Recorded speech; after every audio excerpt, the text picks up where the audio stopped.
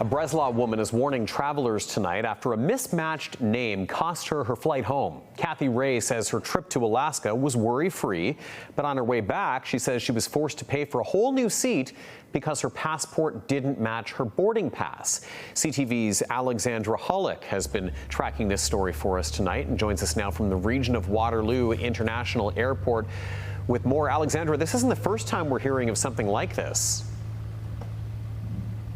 That's right, Tony. Kathy Ray says she reached out to CTV News after we aired a similar story last week.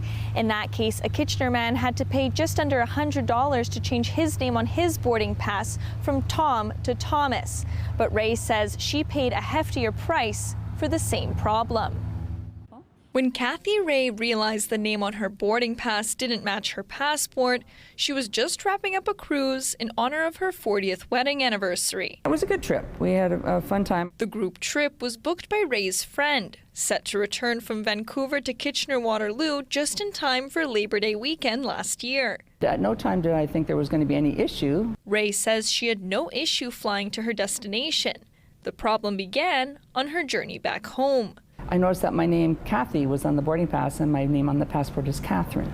So I thought this is probably going to be a problem. Ray says she got to the airport 7 hours early to deal with the discrepancy, but it wasn't enough. I talked to the representative at the desk and asked her if I could change my name by paying a fee, and she said, no, that's not possible because it's less than 72 hours before your departure. She says she had no choice but to buy a new seat, a costly consequence for what she claims was an innocent mistake. My new ticket cost me $753 and some change, and my previous ticket was like $259. Ray says she thought she could pay a smaller fee to change her name at the desk, but a Flair Airlines spokesperson says that policy wasn't in place at that time. Because the name on the boarding pass didn't match the customer's government-issued ID and the window for making changes had passed, our airport team unfortunately couldn't proceed with check-in, the spokesperson says.